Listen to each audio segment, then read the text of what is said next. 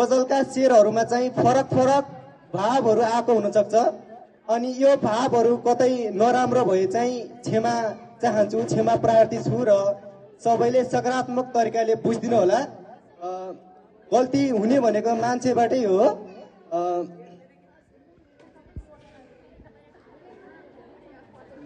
ल म चाहिँ अब गजलका मिठा मिठा कस्ता लाग्छन् अब अहिले चाहिँ त्यो नभनौँ, गजलका शेरहरू सुनाउन गए। सबैले सुनेर म माथि कृपा गरिदिनु होला। आमा आमा घाम तिमी हौ, पानी तिमी हौ। आमा आमा घाम तिमी हौ, पानी तिमी हौ, हेर्ने आँखाको नानी पनि तिमी हौ। आमा आमा घाम तिमी हौ, पानी तिमी हौ, हेर्ने आँखाको नानी पनि तिमी हौ, हृदयकी मनकी कति सुशील, ममताकी खानी पनि तिमी हौ।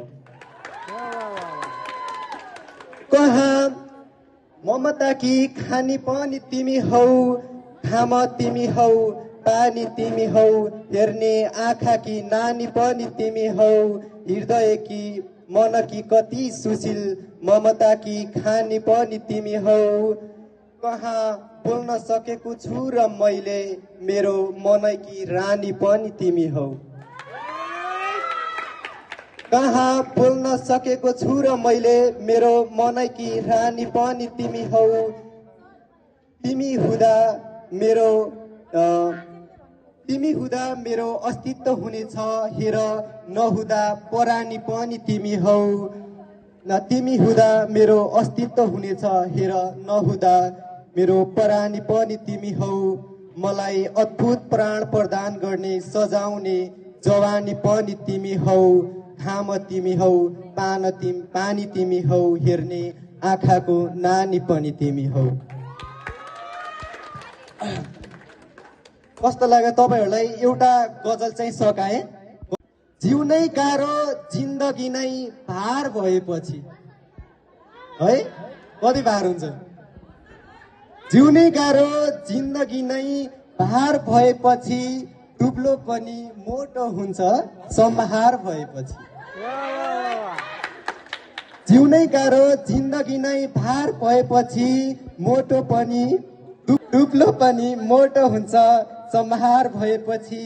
यदि राम्रो गर्नेको पनि कदर गरिँदैन भने, बाबु के गर्छौ त्यही नै बेकार भएपछि।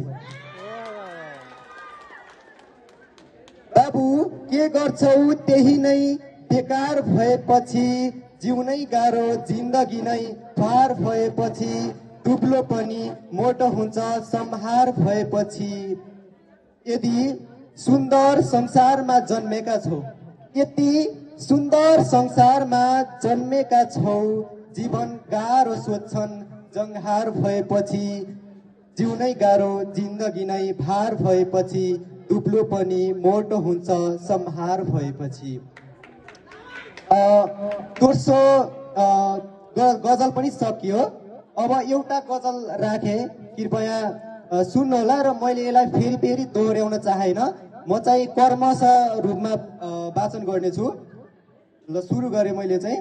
थोपा थोपा मिले समुद्र कति हुन्छ, जलको र समयको एउटै गति हुन्छ। धेरै उपकार लगाउन पर्दैन म माथि, बस एकखेर बोलिदिए अति हुन्छ। परिश्रम बिन अल्छी भई बस्ने हो भने, हेर हाम्रो जीवनमा कहाँ प्रगति हुन्छ। पागल छु म बौलाहा झैँ भौतारिन्छु, एकपल्ट हेरिदेऊ त्यही ओखती हुन्छ। सदा परायाको कुभलो सोच्ने चाहने पनि, सम्झ गोलो छ पृथ्वी एक दिन क्षति हुन्छ। अब गजलहरू चाहिँ सक्यो। अब दुईटा मुक्तक राखे अनि त्यस पछाडि मञ्चबाट चाहिँ बिदा हुन्छु। निमको पौधालाई सिचेर आँपको आशा नगर। निमको पौधा कस्तो हुन्छ, तितो हुन्छ नि होइन हो।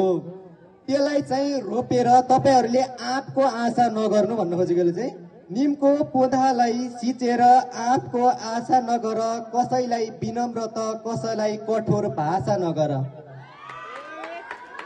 निमको पौधालाई सिचेर आँपको आशा नगर, कसैलाई विनम्र त कसैलाई कठोर भाषा नगर। वसन्तमा प्रकृति सहस्त्रौं फुलले सुशोभित हुन्छ। वसन्तमा प्रकृति सहस्त्रौं फुलले सुशोभित हुन्छ। त्यसरी यो कठिन परिस्थितिमा आशा गर, निराशा नगर। जन्मन त हजारौं जन्म जन्म्यौ केही भएन, न म रहे न त अरू कोही केही रहेन। जहाँ के छ र मेरो जीवन भन्दा ठुलो कुरो अरू, हामी मर्दा के गयो साथमा, केही गएन। अब अन्तिम मुक्तक रहेको छ। जस्तो देख्यौ त्यस्तै भन्यौ ठिक छ, तिमी पनि पैसामै बिक्यौ ठिक छ। अरूले बलमा हावा भरे निकाले झै, दिलबाट मलाई पनि निकाल्यौ ठिक छ। ल, धन्यवाद।